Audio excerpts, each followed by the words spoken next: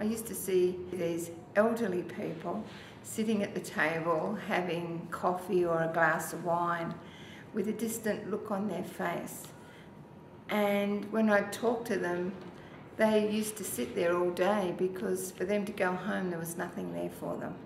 So the Spanish club actually became the centre of their lives because most of these people were retired. I spoke to a Spanish consul about this and decided, well, we spoke and formed an association which became known as the Spanish Community Care Association.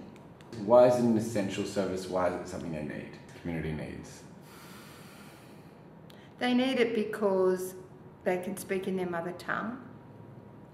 They need it because most people are lonely.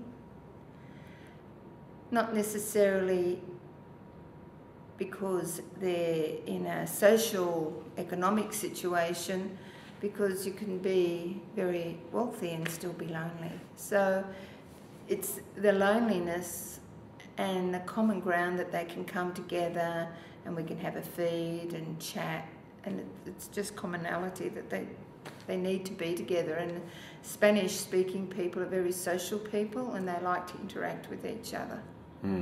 What would you require to provide the sort of service that you would like? Well, probably money. It all boils down to money. If I'd like to take the needy people, the ones who are really housebound, I'd like to take them out once a month for a nice meal somewhere to a Spanish-speaking restaurant where we could collect them at their homes and then take them back. But we don't have the funds to do that. We don't have a bus, and it's just not practical. And these are the things these people need. They need to, unless we physically pick them up, if we're going on a bus excursion, they've got no way of getting out. So I guess it boils down to money. These people now are really quite elderly, and they're people who came to Australia out of necessity.